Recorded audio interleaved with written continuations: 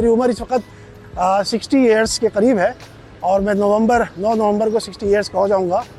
और मैं अपने स्कूल लाइफ से, जब मैं क्लास 8 में था, जब से मैं एक्सरसाइज कर रहा हूँ, क्योंकि मैं फ़ौज में जाना चाहता था, पाकिस्तान एयरफोर्स ज्वाइन करना चाहता था। उसके बाद फिर मैं अपनी स्कूल की हॉकी टीम का एक्टिव मेंबर बन गया और हॉकी टीम के अंदर मुझे अपनी एक्सरसाइज करके अपनी फिटनेस बरकरार रखनी होती थी। तो मैं रोज़ाना सुबह अपने ग्राउंड में एक्सरसाइज करता था और ये मेरी आदत बन गई और ये मेरी आदत अब तक कायम है।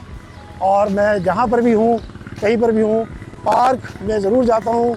और साइकिलिंग का शौक़ भी मुझे अभी गुज़िश्ता 1 साल से हुआ है। सेहत जो है अल्लाह ताला की सबसे बड़ी नेमत है, ईमान के बाद। अल्लाह ताला ने आपको इतनी बड़ी नेमत दी है। सेहत है तो कहते हैं सब कुछ है, जान है तो जहान है, अगर ये नहीं है तो फिर कुछ भी नहीं है।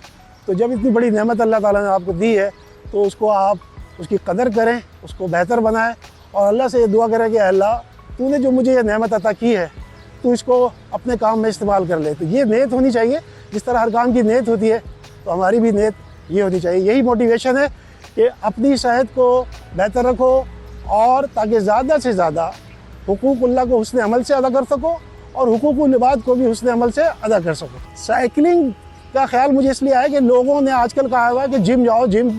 अब तो जिम में जाने से आपके मसल्स तो मजबूत हो जाते हैं, लेकिन जिम में जाने से आपकी मेंटल हेल्थ, रूहानी हेल्थ और आपकी जो हार्ट, आपके दिल की हेल्थ है, और जो दिल को खुशी चाहिए वो नहीं मिलती आपको। तो जिम जो है एक माफिया हो गया है कराची बल्कि पाकिस्तान में, जिससे को लोगों ने बिज़नेस बना लिया है और लोग उस तरफ लोगों को अपने बिज़नेस के लिए बुलाया जाता है। लेकिन साइकिलिंग एक कंप्लीट एक्सरसाइज है। साइकिलिंग में आपका पूरा बॉडी का ब्लड सर्कुलेटरी सिस्टम एक्टिवेट हो जाता है और आपके बॉडी के एक एक सेल्स तक आपका ब्लड पहुंचता है ऑक्सीजन लेके, आपके नए सेल ग्रो होते हैं, आपके पूरे बॉडी जो होती है वो सेहतमंद रहती है। साइकिलिंग का सबसे बड़ा फ़ायदा ये भी है कि जिम में आप जाते हैं, सिर्फ आपका मंजर एक ही होता है, एक ही आवाज़, एक ही म्यूज़िक सुन रहे हैं आप। जबकि जब आप साइकिलिंग करते हैं सुबह ही सुबह तो रोज़ाना आपके मंजर चेंज होते हैं।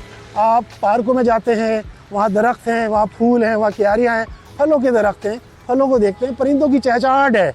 तो ये सारे मंजर आपको ज़हनी, रूहानी और कल्बी सुकून अता करते हैं जो जिम में नहीं मिलता।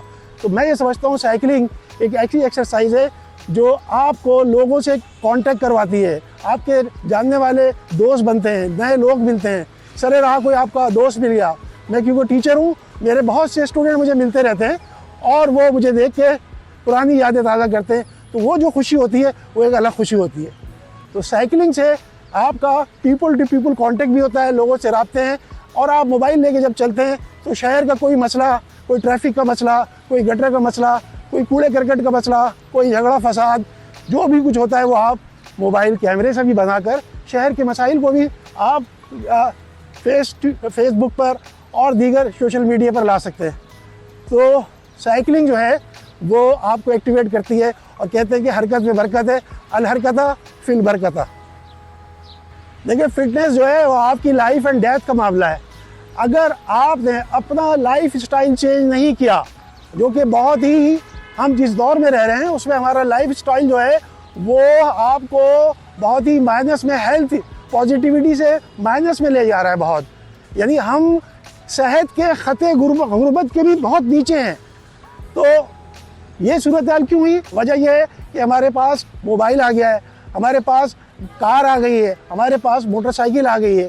तो ये जो है इन तमाम चीज़ों ने हमारी फिज़िकल एक्टिविटी को बिल्कुल ख़त्म कर दिया। हमारे ग्राउंड ख़त्म हो गए, हमारे खेलने कूदने के जगह वहाँ पार्क बन गए, वहाँ पर प्लॉटिंग हो गई। तो ख़ास तौर पर कराची में, तो कराची के लोगों का लाइफ स्टाइल बहुत ही नेगेटिव वे में जा रहा है और जिसकी वजह से हम देख रहे हैं हॉस्पिटल्स के अंदर। मैं एक दफ़ा गया तो 3-4 बच्चों की हड्डियाँ टूटी हुई थी। तो डॉक्टर्स का कहना यह है कि हड्डियाँ इसलिए टूट रही हैं कि बच्चों में कैल्शियम की कमी है और बच्चे खेलते कूदते नहीं हैं, इनकी हड्डियाँ मजबूत नहीं हो रही हैं, इसलिए रोज़ाना 4-5 हड्डी टूटने के केस आते हैं। अब तो बहुत से ऐसे नौजवान लड़के भी हॉस्पिटल लाए गए, उनके केस रजिस्टर्ड हुए जिनको हार्ट अटैक हुआ और बहुत से उनकी डेथ भी हो गई। तो ये सारी चीज़ें जो हैं, एग्जाइटी का मरीज़ हो गए लोग, लोगों को सुकून नहीं है। वजह सिर्फ ये है कि लोग अपनी फ़िज़िकल, मेंटल और रूहानी सेहत पर तवज्जो नहीं दे रहे, बल्कि मैं तो ये कहूँगा एक सेहत होती है जज्बाती, इमोशनल हेल्थ, उस पर भी तवज्जो नहीं दे रहे। तो ये सारी हेल्थ मिलकर आपको एक नॉर्मल इंसान बनाती हैं, एक पॉजिटिव इंसान बनाती है, एक ऐसा माशरे का फ़र्द बनाती है जो माशरे की तरक्की में बढ़ चढ़ कर हिस्सा लेता है, हर बीमारी से पाक होकर। एक्सरसाइज मुख्तलिफ़ किस्म की है। साइकिलिंग की टाइमिंग आप अपने लिहाज से कर सकते हैं। साइकिलिंग का जो बेस्ट टाइमिंग है वो नमाज फजर के बाद है, ताज़ा हवा होती है, ऑक्सीजन ज़्यादा होती है। इसी तरह जॉगिंग और दीगर एक्सरसाइज जो पार्कों में की जाती है उसके लिए भी ये बेहतरीन वक्त है। ताज़ा हवा, ऑक्सीजन होती है और फिर सुबह की जो धूप होती है वो बहुत आपको फ़ायदा पहुँचाती है। तो सुबह जो है वो बेहतरीन टाइम है। उसके बाद अगर किसी के पास ऑफिस जा रहा है, स्कूल जा रहा है, टाइम नहीं है, तो वो अपने शाम के औकात में अगर वो फ्री है तो वो पार्क में जाकर वॉकिंग कर सकता है, हल्की फुल्की जॉगिंग कर सकता है। साइकिलिंग जो है वो मैं इसलिए इसको प्रीफर करता हूँ कि साइकिलिंग सुबह और शाम के वक्त में आपको बहुत जल्दी आपको ब्लड सर्कुलेटरी सिस्टम एक्टिवेट कर देती है, तो बहुत कम टाइम में आप बहुत कुछ गेन कर लेते हैं। तो अगर आप सुबह भी चाहें आधे घंटे की साइकिलिंग करें, बेस्ट है आपके लिए। और शाम के ऊपर आप टाइम निकालें, शाम को भी आप साइकिलिंग कर लें आधे घंटे की, 45 मिनट की, तो ये आपकी सेहत के लिए बहुत अच्छा है। अगर मुझे कभी साइकिल चलाते वक्त कोई हल्की फुल्की चोट भी लग जाती है तो मुझे इतना महसूस नहीं होता, क्योंकि मेरे मसल्स बहुत मजबूत हो चुके हैं, मेरी हड्डियाँ भी बहुत मजबूत हो गई हैं। यानी कि सूरत हाल है कि जब हम हॉकी खेला करते थे तो पूरी हॉकी टांग की हड्डी पे मार दी जाती थी तो हमें महसूस नहीं होती थी। बॉल कॉक की लग जाती थी टांग पर, हमें महसूस नहीं होता था, क्योंकि हम आदी हो गए थे उसको। हमारी जॉगिंग होती थी, हमारी एक्सरसाइज होती थी और हमारी खुराक ऐसी थी जो हम लोग खाया करते थे। ज़्यादातर दूध का इस्तेमाल किया करते थे, अंडे खाया करते थे जिससे हमें कैल्शियम मिलता था और दीगर तमाम चीज़ें हम खाया करते थे। तो वो हमारी खुराक पर ही डिपेंड था, हमारी खुराक हजम भी होती थी, तो हमें सारे विटामिन्स, प्रोटीन्स सब मिल रहे थे। तो वो जो है हमने जो हमारा जो एक बचपन और लड़कपन और जवानी का टाइम गुजरा उसमें जो कुछ हमने किया है वो अब हम गेन कर रहे हैं। और इस एज में भी आके अल्हम्दुलिल्लाह कभी भी कोई चोट लग जाती है तो ज़्यादा महसूस नहीं होती, कोई झटका आ जाता है एक आध दिन में नॉर्मल हो जाते हैं। शुगर और ब्लड प्रेशर का मर्ज उसी को होता है जो एग्जाइटी का पेशेंट होता है, जिसका जो हर वक्त टेंशन का शिकार होता है, जो हर वक्त सोचों में गुम रहता है।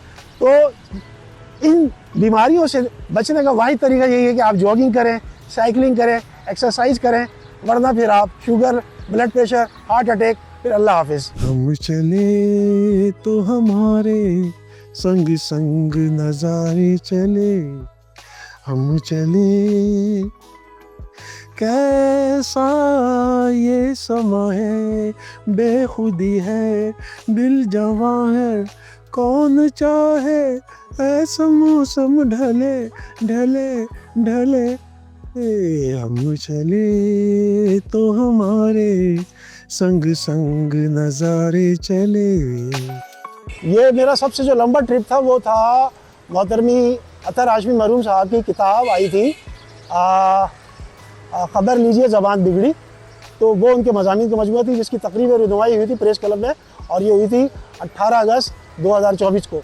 तो मैं नीपा के पास सिटी टेरिस से प्रेस क्लब तक गया था और मैं 55 मिनट में मैंने ये फ़ासला तय किया था, और ये तकरीबन 20 किलोमीटर फ़ासला बनता है।